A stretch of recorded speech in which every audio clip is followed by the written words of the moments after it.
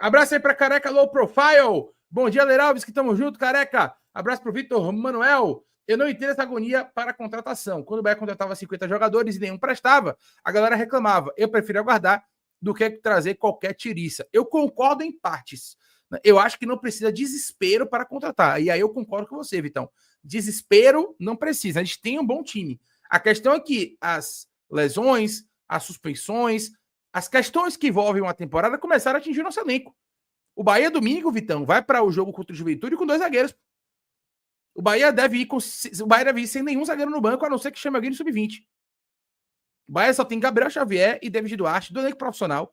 O Bahia só tem Gabriel Xavier e David Duarte para jogar no domingo. Eu concordo com você, não precisa de desespero. Se desesperar para contratar, não precisa. Mas a gente precisa acelerar o processo de contratação. Né? Como eu acabei de dizer. Em virtude também do que está acontecendo.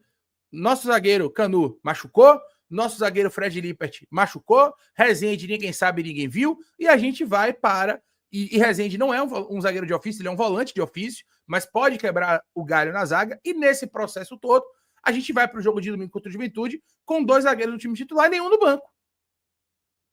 Né? Se o Rogério Ceni, por exemplo, quisesse jogar com 3 zagueiros de ofício, ele estaria impedido de jogar com 3 zagueiros de ofício, porque o Bahia não tem zagueiros à disposição do treinador dentro do elenco profissional. Então, uma coisa é você não desesperar para contratar, para trazer qualquer tiriça. Concordo com você. Outra coisa é você demorar de contratar ao ponto das dificuldades normais de uma temporada começarem a te afetar. E isso está começando a acontecer. Thiago, por exemplo, machucou. Sentiu a coxa. Não foi opção no jogo contra o América de Cali. O William Zé tinha machucado. Ficou somente podendo atuar ali 45 minutos. Então não pode começar como titular. Né? E aí você vai somando. Você vai perdendo um jogador aqui, outro ali. Domingo, a gente não tem Gilberto e Ramos Lingo por conta de quê? Cartão amarelo, suspensão por terceiro amarelo. Né? E aí você vai somando, vai somando, vai somando. Olha que coisa bacana. A gente perdeu o Gilberto para a lateral direita, mas a gente tem áreas, porque é uma posição que tem, né, jogadores em maior quantidade para poder suprir, de alguma maneira, minimamente que seja, né, a necessidade da lateral direita. Então a gente está tranquilo, por exemplo, na relação no lateral direito, a gente está tranquilo. Se Gilberto não pode jogar, tem Arias. Quando o Arias não pode jogar, tem Gilberto. Né? Tem 2 jogadores ali de qualidade que podem atuar. Agora, a gente hoje na zaga só tem 2. E não tem ninguém no banco.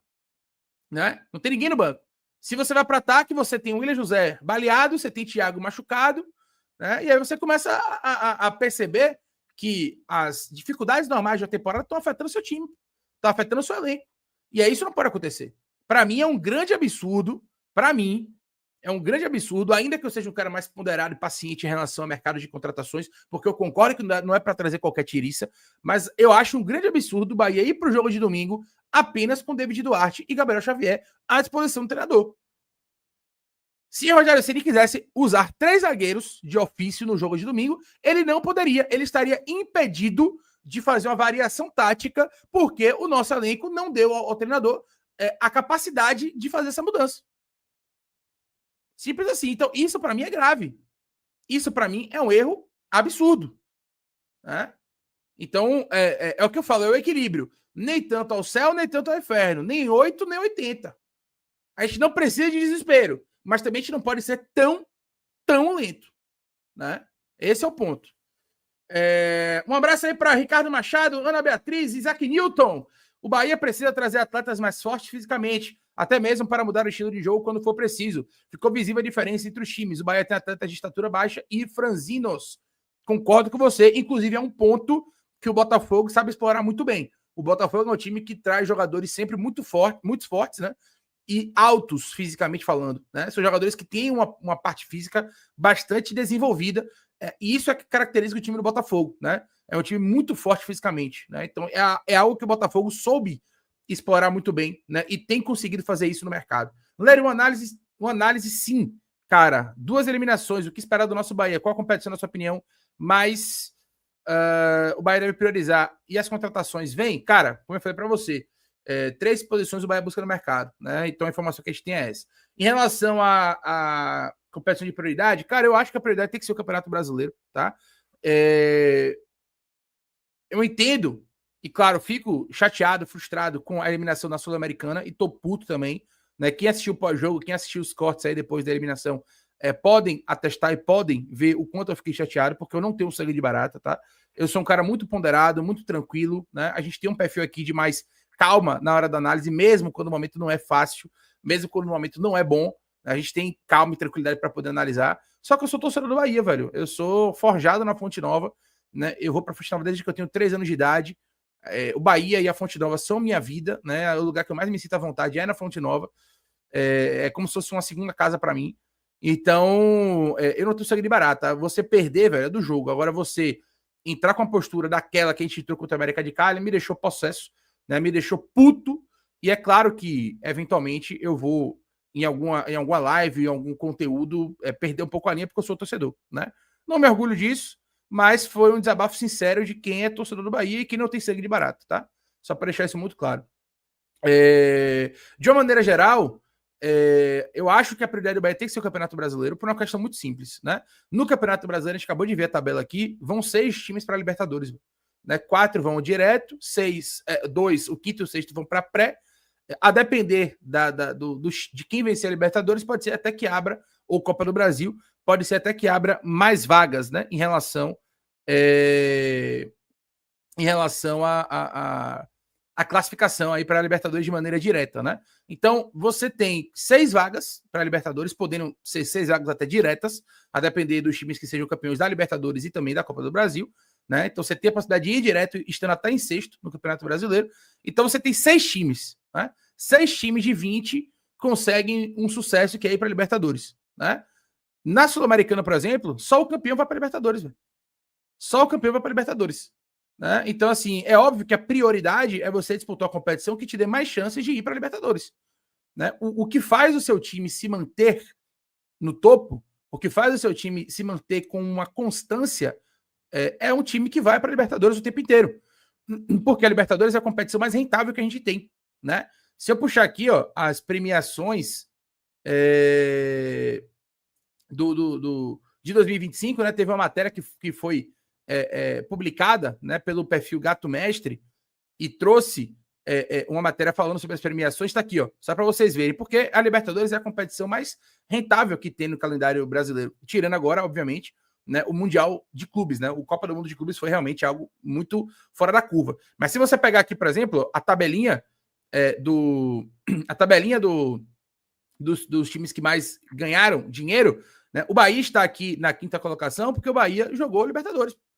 Né? Tá aqui, ó, 38 milhões. O Bahia foi o 5º time do país que mais recebeu dinheiro em premiações, né? Atrás dos 4 times que foram para o Mundial, né? Flamengo, Botafogo, Palmeiras e Fluminense. O Bahia foi o 5º time, né, que mais recebeu dinheiro em premiações, muito em função da Libertadores. Né? Não só pela participação. Eu queria ver aqui se tem. Aqui, ó, essa tabela que eu queria ver. Exatamente, era isso aqui que eu queria ver. Aqui, ó. O Bahia recebeu, meu povo, dos 38 milhões de premiação que o Bahia recebeu 26 milhões.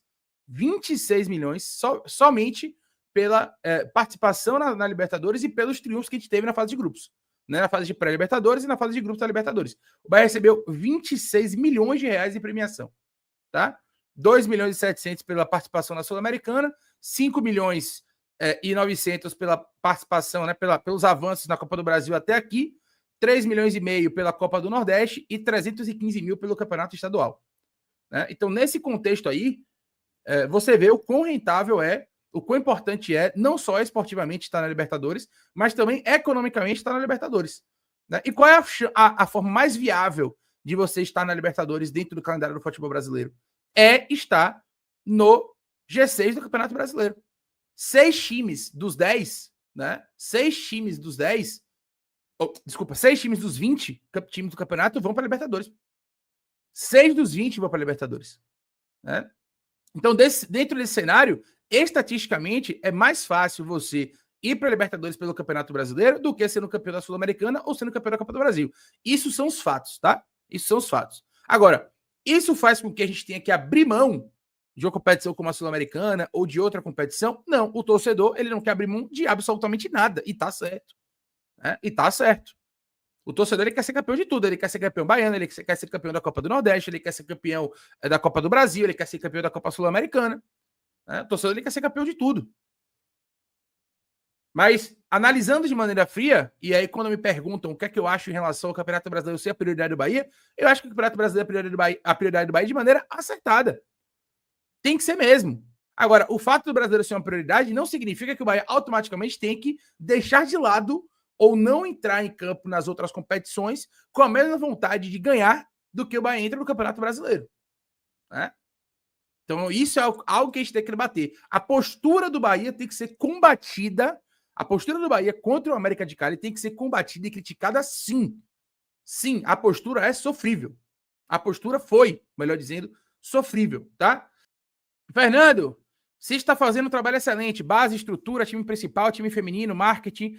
Só o Bora Bahia é meu bairro, irmão. É para chorar de alegria. Calma que as coisas vão rolar. As pessoas não conseguem compreender, infelizmente, isso. Né? E se você atesta, né, o avanço do projeto, as pessoas chamam você de passador de pano, as pessoas chamam você de comprado. Né? Infelizmente, é esse tipo de coisa que eu tenho que ler aqui, porque eu consigo ter o discernimento e a capacidade analítica de entender que o projeto está num caminho bom. Esportivamente, o Bahia poderia estar melhor? Poderia. O Bahia poderia estar contratando melhor, poderia estar investindo mais? Poderia. Não discordo disso. Agora, isso não pode. Todo o resto não pode ser ignorado ou jogado fora porque o Bahia foi eliminado de uma Sul-Americana, pô. É isso que eu quero dizer. Agora, se você tenta ponderar, se você tenta entender o contexto todo, se você tenta trazer os pormenores de um projeto como esse, que não é um projeto simples, é um projeto complexo, robusto, as pessoas chamam de comprado, de passador de pano. Né? É isso que desgasta. Internet desgasta demais. Um abraço aí para Gleidson Coelho. Tamo junto. Pois é. Meu problema, Gleidson, é esse, sabe? Eu sou um cara muito de boa, pô. Muito de boa, né? Eu escuto tanta bobagem, eu leio tanta bobagem e deixo passar. Né? Uma suposição como essa, né? Colocando o meu caráter em xeque, como você colocou, é sim uma situação passiva de processo, mas eu não processo porque eu não quero ter essa dor de cabeça, irmão, sabe? Eu acho que uma pessoa que tem um entendimento como esse, uma pessoa que não consegue ter o discernimento e a capacidade analítica de debater aqui, não merece minha atenção, entendeu? Com todo o respeito do mundo, velho. Com todo o respeito do mundo. Mas se o cara chegar aqui na minha live para dizer que eu sou comprado, ele não vai ter meu respeito. Né? Bom dia! Vejo nas redes sociais os torcedores com muitas críticas ao Marcos Felipe, porém acho que o maior culpado é quem mantém ele como titular e quem não contrata outro goleiro confiável. Não é possível que só tenha Patrick Sequeira de goleiro bom no mundo. Está desgastante essa demora nas contratações do Bahia. Concordo com você, Rui. Eu acho que já passou, já deixou de ser um problema apenas do Marcos Felipe, né? Ele não tem culpa, né, da falta de qualidade, quer dizer, da falta de qualidade que ele tem culpa, mas ele não tem culpa de ser escalado com essa falta de qualidade, né? E Rogério Ceni, por outro lado, também, Rui, não tem culpa se a gente não tem nenhum outro goleiro tão confiável assim. Porém, né, eu acho que Rogério Ceni tem que ir no domingo com o Ronaldo, né? Já falei sobre isso aqui. Eu acho que se o Bahia entrar com o Marcos Felipe no gol no domingo contra o Juventude, a gente já entrar com a torcida jogando contra, né? Nesse sentido, porque o nome dele vai aparecer no telão, ele vai ser vaiado, ele vai tocar na bola, ele vai ser vaiado. Então vai ser um ambiente hostil para o Marcos Felipe. E eu acho que para a gente não enfrentar esse ambiente hostil, né, a gente precisa de um ambiente positivo para buscar o triunfo no domingo, né? A necessidade do triunfo é importante. Então, nesse contexto, eu acho que a melhor alternativa do mundo para que a gente não perca ou não dê, né, algum tipo de munição para que o torcedor se chateie antes do jogo começar, seria não escalar Marcos Felipe. Acredito eu, Rui, que Rogério Ceni fará isso, fará a escalação do Ronaldo no lugar do Marcos Felipe, tá?